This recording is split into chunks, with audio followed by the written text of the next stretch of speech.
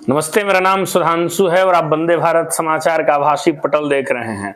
सफलता एक ऐसा शोर है जो मिलते ही लोगों में छा जाती है और असफलता बार बार आपको सफलता के पास लाने के लिए प्रेरित करती है। विगत दिनों बिहार लोक सेवा आयोग का परिणाम आया और परिणाम में जगह जगह के लोग सफल हुए। उसी बीच कैमूर का यह लाल ने कमाल किया और कैमूर के मोहनिया प्रखंड अंतर्गत बड़ूपर पंचायत के सकरौली के रोशन बीपीएससी में क्वालिफाई हुए। पहले तो स्वागत है आपका वंदे भारत समाचार। धन्यवाद। सबसे पहले आप बिहार लोक सेवा आयोग बीपीएससी का परिणाम देखे तो आपका क्या रिएक्शन था? मैं तो परिणाम के समय अपने हॉस्टल में था, दिल्ली में था, दोस्तों के साथ था। जी जी। तो एक रिलीफ मिला कि हाँ अब इतना तक तो हो चुका है कि मतलब अब परिवार हो या मैं हूँ, अब इससे नीचे नहीं जाएंगे। जी जी। यहाँ तक तो हम सिक्योर कर लिए। इसके बाद लगा कि हाँ अभी और भी आगे काम करना है। ये आपका मतलब बीपीएससी में कौन सा अटेम्प्ट था? ये मैं दूसरी बार दिया था। पिछली बार भी मैंने दिया था, 67वीं में दिया था, जिसमें इंटरव्यू दिया था मैंने। फिर एक बार मेरा प्री नहीं हुआ था, लेकिन इस बार में मैं फाइनली क्वालिफाई। अच्छा, आप फाइनली क्वालिफाई किए बीपीएससी में। जी। बिहार लोक सेवा आयोग में आने का पहले से ही मन था? उससे पहले और अदर कॉम्पिटिटिव एग्जाम दिए थे या नहीं दिए थे, या फिर शुरू से ही था कि नहीं बिहार लोक सेवा आयोग में ही ड्यूटी करेंगे? शुरू से मेरा था कि मैं सिविल सर्विसेज ज्वाइन करूं। इसके थ्रू मैं यूपीएससी की पहले अटेम्प्ट दिए। यूपीएससी के मैं अभी तक 4 अटेम्प्ट दे चुका हूं, जिसमें कि मैं मेंस लिखा हूं और 2 बार मैंने जिसमें मेंस लिखे हैं। और इसके बाद मैं जब उधर थोड़े लेट होने के साथ साथ मैं सोचा कि ये भी एक विकल्प हो सकता है, बिहार लोक सेवा आयोग एक विकल्प हो सकता है अपने राज्य में काम करने का, अपने राज्य में सहयोग करने का, अपने लिए भी और राज्य के लिए भी। तो मैंने बिहार लोक सेवा आयोग का फॉर्म डालना शुरू किया पिछले साल से, और इस बार में मुझे सफलता। आपको बिहार लोक सेवा आयोग में कौन से पायदान पे आपका नंबर आया है और क्या क्या क्या पोस्ट मिल सकती है? बिहार लोक सेवा आयोग में मैं 2 एग्जाम में अपियर हुआ था एक साथ जी। जो कि एक ही साथ होते हैं। प्रीलिम से एक साथ हुआ था, उनका मेंस एक साथ हुआ था। सीडीपीओ और कंबाइंड कॉम्पिटिटिव 69th। जी जी। तो सीडीपीओ में मुझे रैंक 4 आया है और कंबाइंड कॉम्पिटिटिव एग्जाम में 75 रैंक आया है और मुझे रेवेन्यू ऑफिसर का पोस्ट अलॉट हुआ है। आप बीपीएससी में आपका माध्यम क्या था? माध्यम कहने का अभिप्राय हिंदी मीडियम था या इंग्लिश मीडियम था? जी जी, मैं इंग्लिश मीडियम में लिखता हूँ एग्जाम, और मैं बीपीएससी में भी इंग्लिश मीडियम। और जो आज के परिवेश में जो ग्रामीण परिवेश के बच्चे हैं उनके जहन में कहीं ना कहीं यह छाया होता है कि हम हिंदी मीडियम से हैं, मेरी माध्यम हिंदी है, तो हम उसमें सफल हो पाएंगे कि नहीं हो पाएंगे। इस प्रकार की मंत्रणा को आप क्या समझा सकते हैं? आपको एक अच्छा फैक्ट बता देता हूं मैं, जो कल का फैक्ट है, जो आज न्यूज़पेपर में आया है। जी जी। कि इस बार के जो टॉप 10 है 10 के 10 हिंदी माध्यम के हैं। जी जी। और 361 में, इस फैक्ट की तो मैं पता नहीं पुष्टि नहीं कर पाऊंगा, लेकिन ये तो आज न्यूज़पेपर में था कि टॉप 10 में 10 के 10 हिंदी माध्यम के विद्यार्थी हैं। तो ये अब बिहार लोक सेवा आयोग में तो मुझे नहीं लगता है किसी तरह से डिमोटिवेशन का बात है कि हिंदी माध्यम से रहना, इंग्लिश माध्यम से। आपने अपनी तैयारी करने के लिए किस किस पुस्तक का सहारा लिया था और किस किस प्रकाशक का था? पुस्तक तो मैं अलग अलग सब्जेक्ट के लिए, जैसे पॉलिटी के लिए मैंने लक्ष्मीकांत की बुक पढ़ी थी। हिस्ट्री के लिए मैं स्पेक्ट्रम की बुक पढ़ा था, राजीव अहिर के द्वारा लिखा हुआ। उसके बाद में दूसरे इकोनॉमी में मैं एक मृणाल सर हैं जो अनअकैडमी में टीचर हैं, वो पढ़ाते हैं, उनसे मैं इकोनॉमी की पढ़ाई की थी। और बाकी न्यूज़पेपर्स और अदर सोर्सेज जैसे करंट अफेयर्स का क्या क्रेज है बीपीएससी में? करंट अफेयर्स का योगदान प्रीलिम्स, मेंस, इंटरव्यू तीनों में है। प्रीलिम्स में 150 में कुछ 30 क्वेश्चन करंट अफेयर से रहते हैं। उसमें कुछ बिहार के करंट अफेयर रहते हैं, कुछ नेशनल और इंटरनेशनल करंट अफेयर्स रहते हैं। और उसके अलावा मेंस में टोटल 2 पेपर में अगर 3 भाग में डिवाइडेड है तो 3 में से 1 पार्ट करंट अफेयर्स पे आता है, जिसमें इंटरनेशनल न्यूज, नेशनल न्यूज सारे कवर रहते हैं। और उसके बाद इंटरव्यू में भी आपका 30% 40% इंटरव्यू अगर हम देखें तो करंट इश्यूज पर ही आधारित रहते हैं। करंट पे जी। अब बिहार से कितना प्रश्न रहता है बीपीएससी में? प्रॉपर बिहार की देखा जाए तो हाँ, प्रीलिम्स में कुछ 20 से 25 सवाल रहते हैं जो कि बिहार स्पेसिफिक, जैसे बिहार का इतिहास, बिहार का भूगोल, बिहार की कला और संस्कृति। और इसके अलावा मेंस में भी अगर हम देखें तो पिछले बार के क्वेश्चन ही अगर हम देखें तो बिहार के जो मानसून के बारे में, यहाँ वर्षा कैसे होती, यहाँ के जलवायु क्षेत्र के बारे में आया था क्वेश्चन। और इंटरव्यू में भी कभी कभी आपसे आपकी जांच इस बात पे की जाती है कि आप बिहार के बारे में कितनी जानकारी रखते हैं, बिहार की समस्याओं के बारे में, बिहार के सॉल्यूशन बताने के बारे में कितनी जानकारी रखते हैं आप। तो ये बात पूछा जाता है आपसे। और जो नीचे तबके की प्रकाशक की पुस्तकें हैं, बहुत पॉपुलर तौर पे महेश वर्णमाल की एनसीईआरटी ऑनलाइनर हो गया, या फिर लूसेंट बहुत प्रचलित पुस्तक है, ये सब पुस्तकों का कितना प्रभाव है बीपीएससी में? इसमें से लूसेंट का यूज मैंने किया है। जी।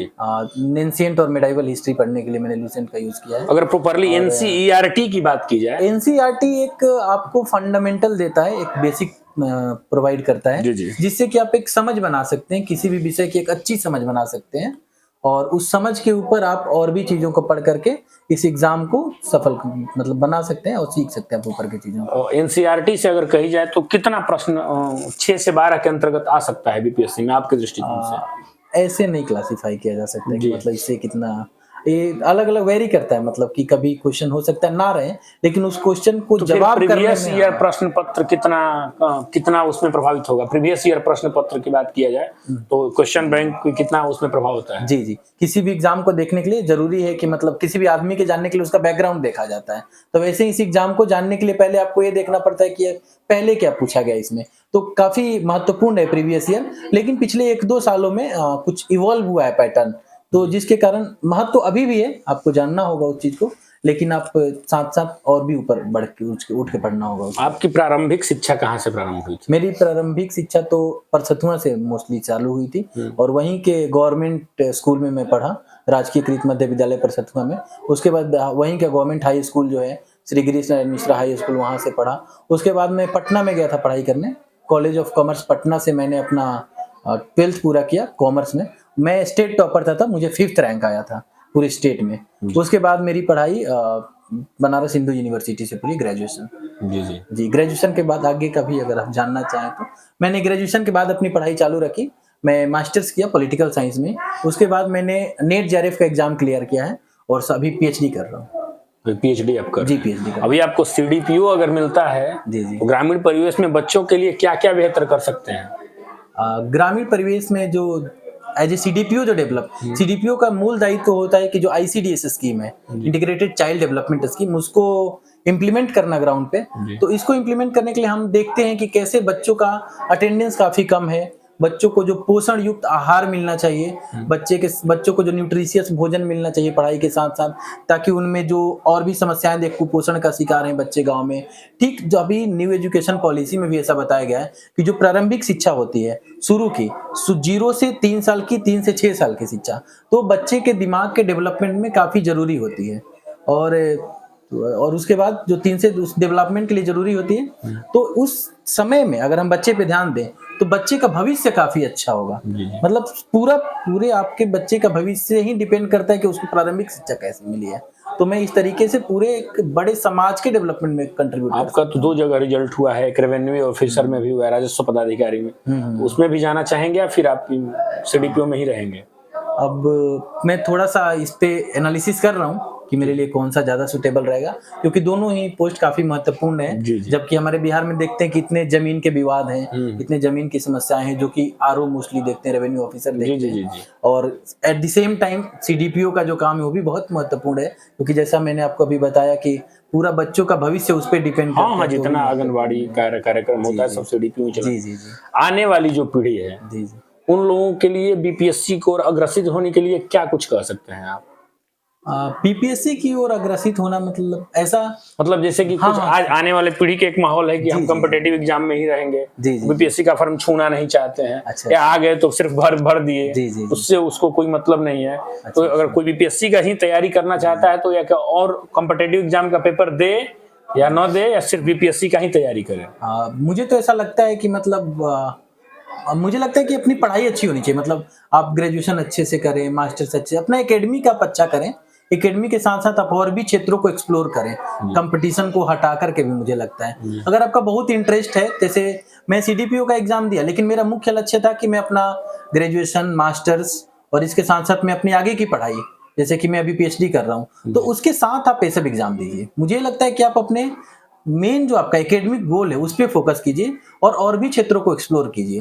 जैसे कि अब बिहार में तो कम संभावनाएं हैं, लेकिन और भी क्षेत्रों में जैसे नए नए टेक्नोलॉजी को सीखिए, नई नई चीजों को सीखिए, उस तरफ से अग्रसर होकर कुछ नया करें, ना कि कॉम्पिटिटिव एग्जाम की तरह ही सब लोग भागे। मेरा तो ये सोचना है। बाबूजी क्या करते थे आप? बाबूजी तो किसान है। किसान है? जी जी। और परिवार में किसके छत्र छाया में पढ़ाई की है? छत्र छाया में तो पढ़ाई स्टार्ट हुई है मेरे बड़े भैया से, जिन्होंने डिप्लोमा किया मैकेनिकल इंजीनियरिंग में। उसके बाद मैं अपने मतलब खुद से जहाँ से हो सका पता करके, दोस्त मित्र काफी मेरे साथ रहे, और मतलब कह सकते हैं आपकी मतलब खुद से हाथ पांव मारा इधर उधर जितना हो सकता था, कि खुद से हाथ पांव मार के कोशिश की देखने की। जब मैं 12th क्लास में था तो मुझे नहीं पता, फिर बाद में कि मैं डीयू में एडमिशन के लिए भी गया था, तो फिर वहाँ मुझे उतना सपोर्ट नहीं लगा अपने लिए और उतना सूटेबल नहीं लगा, तो फिर मैं वो छोड़ के आ गया था। फिर मैं बीएचयू में एडमिशन लिया था, ताकि ये मुझे वहाँ पर सब इन्वायरमेंट सूटेबल था वहाँ पे पढ़ाई, और वहाँ घर से नज़दीक था वो। मैं फिर बीएचयू से पढ़ाई किया। तो मतलब दोस्त साथ रहे, घर वाले साथ रहे, सबको ही साथ रहा। मैंने खुद से कुछ प्रयास किए कि आगे खुद से कोशिश, एक ऐसी जिज्ञासा कि मतलब आगे मेरे लिए और क्या क्या ओपन हो सकता है। जैसे 12th में टॉप करने के बाद मैं बहुत सारे एरियाज को देखा था, क्लैट देखा था, एमबीए के लिए सोचा कभी, बहुत सारे एरिया। मैं सीए का मैं आपको बता रहा हूँ, सीए का मैं फर्स्ट स्टेज पास कर लिया था जब 12th में था। तभी मैं 6 महीने में ही सीए का फर्स्ट स्टेज पास कर गया था, लेकिन उस सब्जेक्ट में मुझे बहुत मजा नहीं आया स्टेट टॉपर होने के बाद भी। तो फिर मैं अपना सब्जेक्ट ही चेंज कर लिया, बीएचयू में फिर गया, वहां भी मैं इकोनॉमिक्स लिया। इकोनॉमिक्स से फिर मैं पॉलिटिकल साइंस की तरफ बढ़ा। तो मैं खुद से मतलब देखता था कि और क्या एरिया मेरे लिए हो सकते हैं जो मेरे इंटरेस्ट एरिया में है, और जिसका कैरियर ऑप्शन भी आगे अच्छा हो। आपकी सफलता में कोचिंग का कितना श्रेय है? सेल्फ स्टडी कितना घंटा करना चाहिए और कोचिंग कितना घंटा पढ़ाई करना चाहिए? कोचिंग आज के ज़माने में तो मुझे नहीं लगता कि कोचिंग ऐसे बहुत सहयोग कर सकते हैं आपको। अगर आज आप अपने से चाहें तो अपने से ही सारी चीज़ें कर सकते हैं। कोचिंग मैंने कभी कोई फॉर्मली कोचिंग ज्वाइन नहीं किया, मतलब कि 1 लाख, 1.5 लाख, 2 लाख दे करके ऐसा। एक कोचिंग में मैंने 40-50 हज़ार रुपए तो दिए थे जरूर, लेकिन मतलब मैं ऐसे 1.5-2 लाख दे करके कहीं फॉर्मली उस कोचिंग में मैं कभी गया नहीं उसमें भी। तो मतलब मैं खुद से फिर पढ़ाई किया बाद में। कोचिंग का सहयोग बहुत ज़्यादा नहीं रहा। हाँ, कोचिंग के कुछ मटेरियल्स यूज करते हैं, कुछ कोचिंग से कुछ जैसे प्रीलिम्स के लिए कुछ मटेरियल आ गए, मेंस के लिए तो मटेरियल लेके। टेस्ट सीरीज भी मैं लिखता हूँ तो मैं लिख के खुद से चेक करता हूँ, कुछ दोस्तों से चेक करवाता हूँ। और किसी कोचिंग में मेरा देखिएगा टेस्ट सीरीज में फॉर्मल इन्वॉल्वमेंट भी नहीं है किसी में मेरा। स्वतः अध्ययन कितना जरूरी था? कितने घंटा स्वतः अध्ययन सेल्फ स्टडी आप कर सकते थे? कितना जरूरी तो नहीं, यही जरूरी है बस। हाँ। खुद यही जरूरी है बस। कितना घंटा तक लगभग, एक अमूमन आंकड़ा? आपसे जितना मतलब ऐसा है कि आप बाकी काम अगर आपका हो, सोना खाना हो जाए सब कुछ, तो आप फिर पढ़ते ही रहिए। बाकी जो एक्टिविटीज हैं, जैसे आप अगर एक्सरसाइज करते हैं, दौड़ते हैं, घूमते फिरते हैं, कुछ खेलते हैं, तो वो भी कर लीजिए। उसके बाद जो समय मिलता है पढ़ाई में ही दीजिए। घंटे नहीं गिनने हैं कि कितने घंटे हो रहे हैं, क्या हो रहे हैं। हाँ, आप ये टारगेट रख सकते हैं कि ये टारगेट है मेरा आज का, ये पढ़ के मैं खत्म कर दूंगा। 5-6 घंटे रोज हो गए तो भी बहुत है। आप सुन रहे थे रोशन चौबे को, जिन्होंने बिहार लोक सेवा आयोग में अपना परचम लहराया है। बाकी विशेष खबरों के लिए जुड़े रहे वंदे भारत समाचार के साथ। चौबे सर, धन्यवाद। रोशन चौबे आपका नाम? Rajinikanth Choubey, official name Rajinikanth.